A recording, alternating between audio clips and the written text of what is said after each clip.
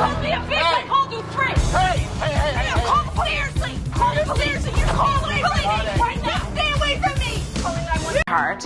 It's contemporary, and it's called Q, which is the LGBT questioning, which is a transgender person who is questioning their identity. Best of Season 7. Flashback Mega Compilation.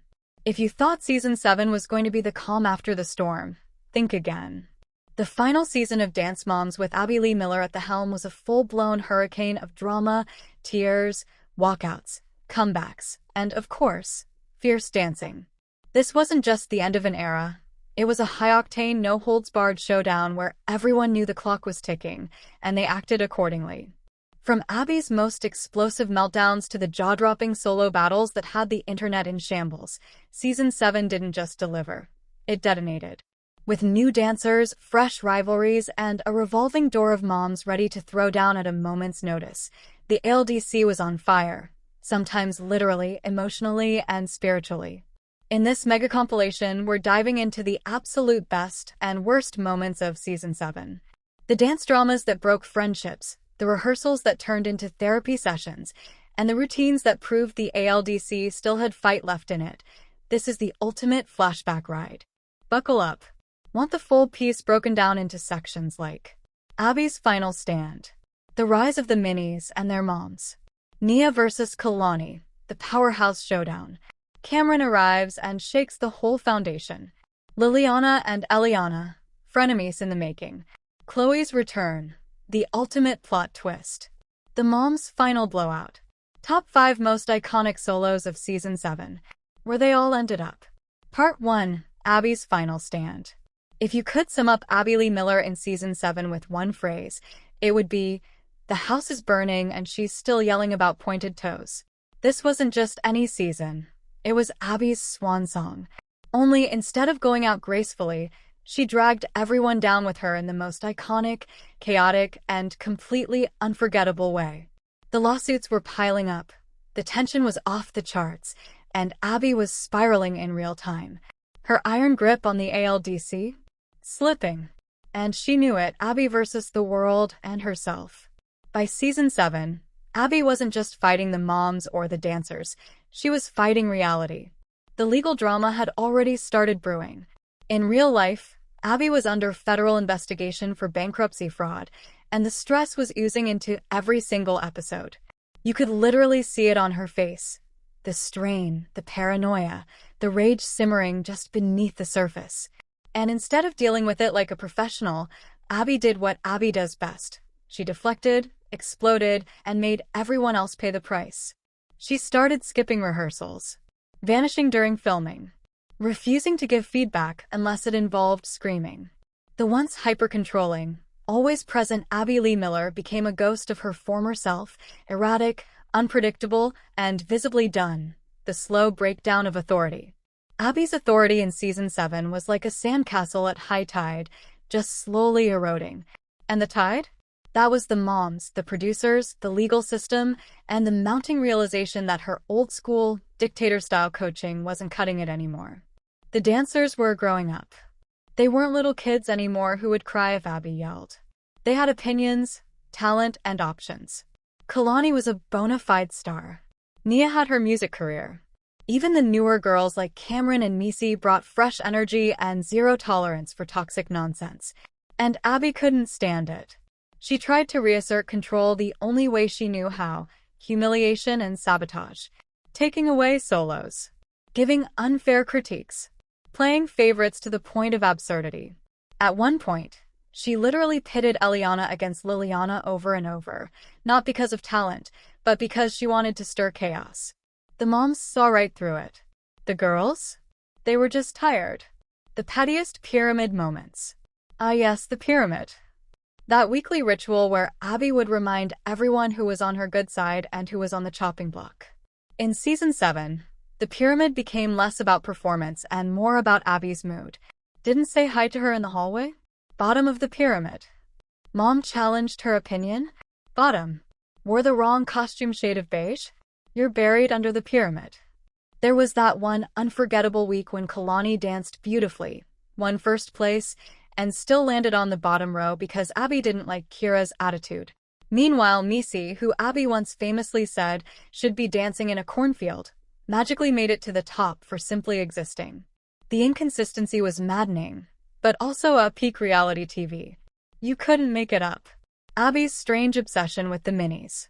Let's talk about the mini team, because Abby's sudden fixation on 8-year-olds and rhinestones was weird, even for her. It's like she looked at her failing empire and thought, you know what this needs? Babies with jazz hands. Liliana and Eliana were incredible, no doubt. But Abby's obsession with them felt less like mentorship and more like an escape. She treated the mini-moms like royalty at first. Then the same old patterns kicked in. She turned them against each other, manipulated the girls' placements, and used the minis as weapons to threaten the original team. If you don't want to dance, I have girls who will.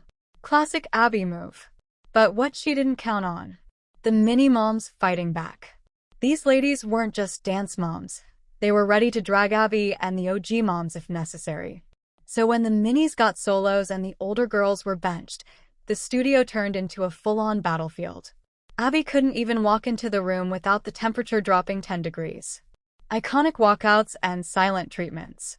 By mid-season, walkouts became a weekly ritual. Holly walked. Kira walked. Jill threatened to walk so many times the doors might as well have been revolving. And Abby? She either pretended not to care or disappeared completely. There was that legendary episode where Abby literally locked herself in her office while the girls tried to rehearse. Production had to beg her to come out. Did she? No. She sat in her office chair like the villain in a telenovela, watching everything burn while doing absolutely nothing. The girls were crying. The moms were screaming. The producers were sweating. And Abby? Stone cold silence. This wasn't just drama. It was a meltdown masquerading as leadership. Abby's relationship with the girls, cold and calculated. Here's the tea. Abby may have cared about dance, but by season 7, it was clear she had stopped caring about her dancers. Gone were the moments of mentorship and pride. What replaced them was bitterness, jealousy, and emotional distance. She barely complimented Nia or Kalani. She handed Cameron solo after solo only to give her no feedback. She watched the OGs win week after week and still acted like they were failures. It wasn't coaching, it was sabotage. And the girls, bless them, kept pushing through. Even when Abby abandoned rehearsals or flat out ignored them, the team pulled together. Kalani stepped up as a leader. Nia stayed grounded and composed. Kendall gave her all every week despite being stuck in group routines. And Chloe? Just wait till that plot twist hits. The infamous final exit. All roads led to nationals. But Abby didn't walk, she ran. In one of the most infamous exits in Dance Mom's history, Abby bailed on the ALDC before their final competition. She packed up her things, stormed out of the studio, and left everyone, including her dancers, completely stunned. No warning. No goodbye. No explanation. Just a long, awkward hallway walk and a single bitter glance. The moms were shook. The girls were heartbroken. And Abby? She never looked back. It was the end of an era, but also a relief. For years, Abby ruled the ALDC with an iron fist. But season 7 showed what happened when that fist loosened its grip. The girls rose up, the moms pushed back, and the truth came spilling out. Abby's legacy, icon or cautionary tale. Love her or hate her, Abby Lee Miller made Dance Moms what it was. But season 7 revealed the dark side of that legacy. The screaming, the manipulation, the emotional toll. It all came crashing down, and the audience watched it unravel in real time. Some fans still see her as a misunderstood genius. Others think she got off easy. But one thing's for sure, season 7 was Abby's final stand, and it ended not with a bang, but with a dramatic, door-slamming whisper. If you tuned into Dance Moms Season 7 expecting polished routines and disciplined rehearsals, you were watching the wrong show. What we actually got was the slow, messy, high-drama unraveling of Abby Lee Miller, and it was reality TV gold. Forget pirouettes. Forget clean kicks and pointed toes. Season 7 wasn't about dance. It was about destruction. More specifically, the destruction of Abby's once glorious dance empire, and she was the one swinging the wrecking ball. From the moment the season starts, there's a sense that the ground is shifting beneath Abby's feet. You can see it in her body language, hear it in her voice, and most of all, feel it in how she treats her dancers. She's not in control anymore, and she knows it. Her pyramid may still be standing, but her power is crumbling faster than a glitter-covered costume after a quick change. And the more it crumbles, the more volatile Abby becomes. This isn't just mean teacher Abby. This is I have court next week and I might lose everything Abby. And that energy? It bleeds into every frame of Season 7. The legal storm cloud over ALDC. Let's start with the obvious. Abby's legal issues. Off camera, she was knee-deep in a federal case involving bankruptcy fraud, accused of hiding hundreds of thousands of dollars from the court. The trial dragged on for months, and when Season 7 began filming, it was all coming to a head. You'd think someone with that much at stake might try to fly under the radar. Maybe tone it down, be cooperative, keep things professional. But this is Abby Lee Miller we're talking about. Instead of calming down, she did the opposite. She lashed out. The moms? Targets. The dancers? Collateral damage. The producers? Silent casualties. The studio was less a rehearsal space and more a war zone. Tension oozed from the walls. You could practically hear the ticking clock counting down to Abby's downfall, and the closer she got to sentencing, the more unhinged she became. It was like she knew her time was limited, and she was determined to go out in a blaze of dramatic glory. MIA Miller, the vanishing act begins. One of the first signs that Abby was checked out came in the form of chronic absences.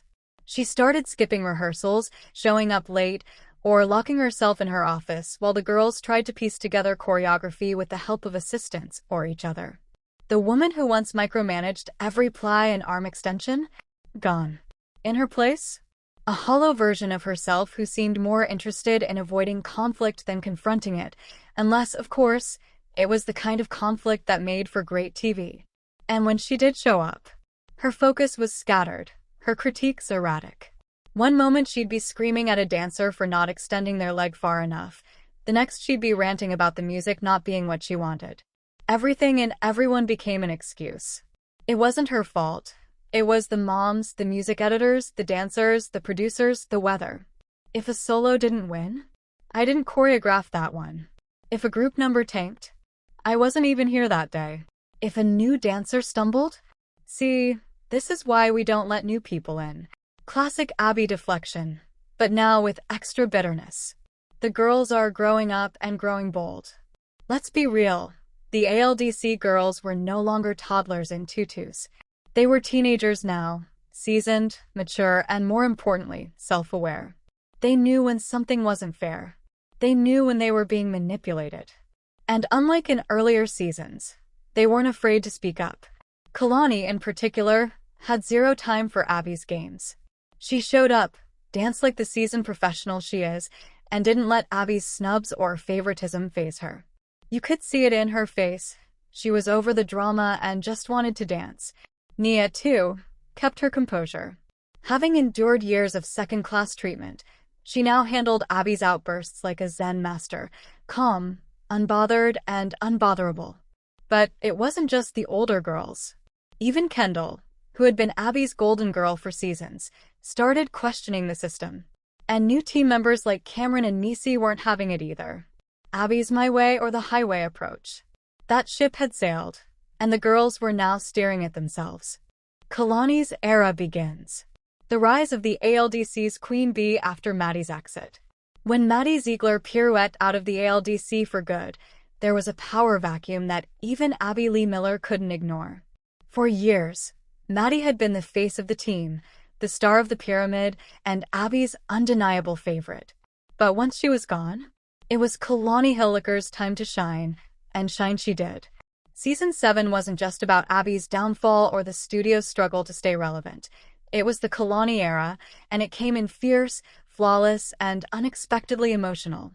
Let's get into it. The rise of Kalani Hilliker as the new queen bee of the ALDC and all the chaos, shade, and brilliance that followed. The pressure to fill Maddie's shoes. Kalani had always been talented, graceful, technical, and stunning on stage, but with Maddie gone, she suddenly found herself in a spotlight that burned a little hotter. Abby had trained the world and her team to believe there could only ever be one star at a time. And for 5 seasons, that star was Maddie. So when Kalani moved up to the top of the pyramid, it wasn't just a promotion. It was a challenge. Behind the scenes, everyone knew it. The producers, the moms, the fans. Kalani was stepping into sacred territory. The team needed a leader, and Abby needed a dancer who could keep the ALDC on the map at nationals. But Kalani? She wasn't here to be a replacement Maddie.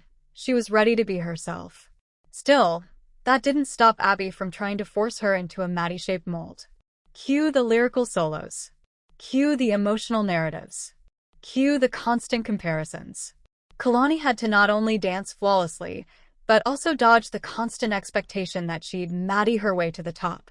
And when she didn't, Abby made it clear, with her signature brand of silent treatment and side comments, that nothing would ever be as good as what Maddie had delivered. But Kalani never snapped, never yelled, never cried on camera. She just kept dancing and made it look easy. Kalani's solo reign, lyrical mastery, and quiet dominance. Let's talk about her solos, because this is where Kalani truly earned her crown. Her lyrical work in Season 7 was next level, mature, nuanced, and deeply artistic. Every movement was clean. Every turn was effortless. And the emotion? It wasn't overacted or forced. Kalani had a way of telling stories with subtlety, and it was mesmerizing. One standout? Her solo Save Me, a haunting, heartbreaking piece that was both technically challenging and emotionally raw. Abby finally gave her a routine with real substance for once, and Kalani ran with it. The judges? Obsessed. The audience? Stunned. The moms? Silently gagged. Even Abby had to admit it was brilliant, though she did so with that classic Abby backhanded compliment. If only you danced like this every week. But she did dance like that every week. Whether it was contemporary, ballet fusion, or lyrical, Kalani delivered solos that felt more like professional performances than competition routines. She didn't just hit the steps, she made you feel them. And that made her a problem for everyone else on the team. Because once Kalani stepped on that stage, no one else really stood a chance.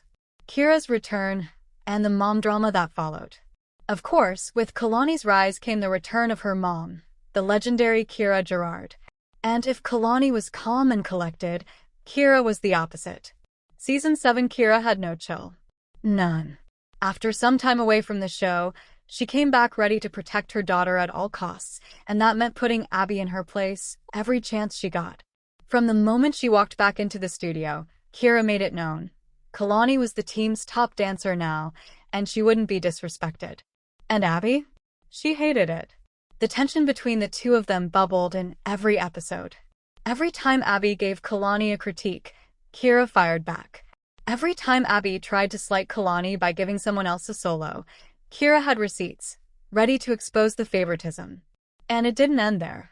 Kira clashed with everyone, not just Abby. She fought with Ashley. She snubbed Yolanda.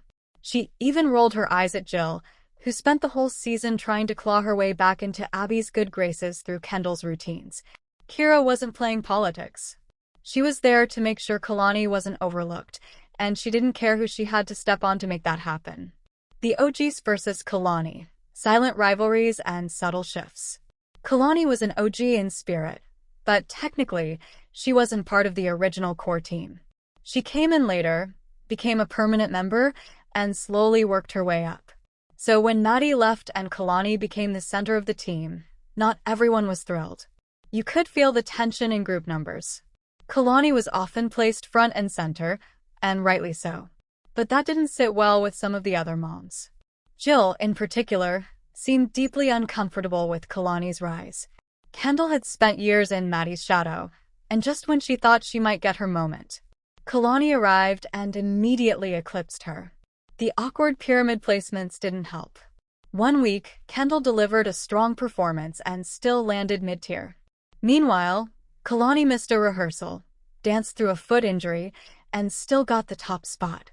The favoritism was blatant, and it caused friction, even among the girls. Kalani, of course, kept her head down. She never gloated, never bragged, but you could tell she knew the dynamic had shifted. She didn't have to say a word. Her presence said it all. Enter the minis, cue the tension. From the second Eliana and Liliana arrived at the ALDC in Season 6, it was clear these weren't just your average tiny dancers. They were mini supremes. Both had impressive resumes, polished technique, and moms who were ready to fight harder than the kids ever could. Eliana came in quiet, soft-spoken, and graceful.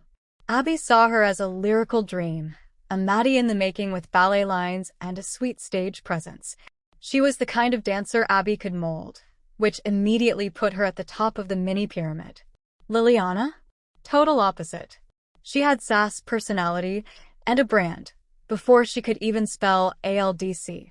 With her signature hair bows, big eyes, and hyper energy, she lit up the stage in a way you couldn't ignore. Abby saw potential, but more importantly, she saw clicks. Liliana brought drama, attention, and a certain chaotic energy that made for good TV. And her mom, Stacy? Oh, Stacy brought the fireworks. The moment both girls landed a spot on the team full-time in Season 7, it was game on. Because when two star minis walk into the same studio, someone's gotta be the favorite. And in Abby's world, there's never room for two. Chapter 2, Abby's Mini Project, or Mini Meltdown. Abby Lee Miller loved the idea of a new mini team. She thought she was rebuilding the ALDC from the ground up, crafting the next generation of dance champions. But the reality? A mini team meant more moms, more opinions, and way more drama. Abby immediately positioned Eliana as the technical favorite. Week after week, she praised her lines, her poise, her ballet base. She even called her a beautiful little Maddie, which, let's be honest, is the highest compliment Abby can give a child under 12. But Liliana? Abby couldn't ignore her star power. She had something Eliana didn't: undeniable charisma. Her solos popped. Her facials were unmatched. And she danced like she wanted to be famous. It was giving early JoJo Siwa energy, with a touch more control. So what did Abby do? The classic Abby thing: play them against each other.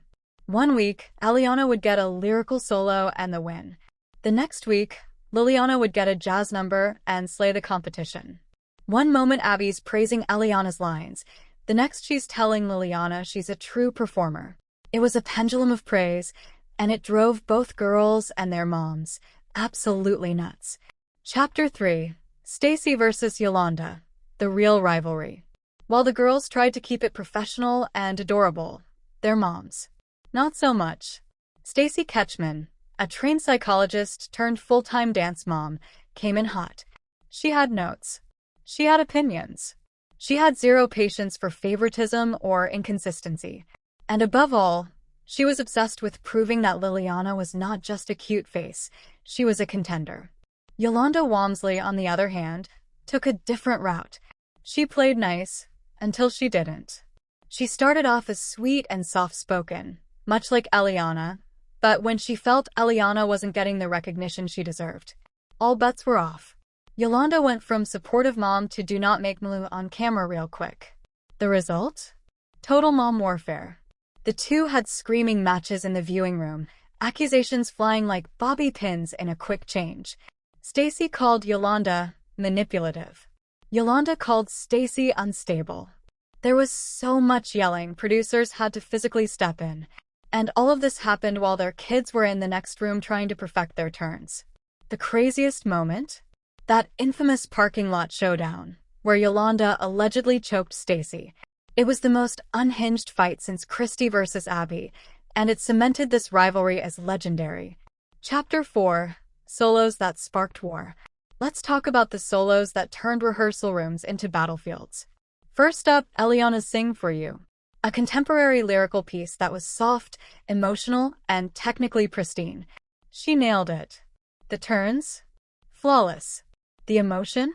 Beautifully understated. She took first place, and Abby was ecstatic. Yolanda's smug smile could have powered the entire studio. The next week, Liliana got her shot with Freak Show, a bold, theatrical jazz solo that was pure fire. She attacked every step, turned with precision, and let's be honest, stole the show. She placed second, but the crowd knew who really won. Abby was caught in the middle. She praised Liliana's performance but couldn't deny Eliana's win, and instead of diffusing the tension, she poured gasoline on it. Eliana wins with technique. Liliana wins with personality, she said. I want both. But that kind of comment didn't sit well with the moms. Stacy felt Abby was underestimating Liliana's skill. Yolanda thought Abby was playing favorites. And the rest of the team? They were just trying to avoid getting caught in the crossfire.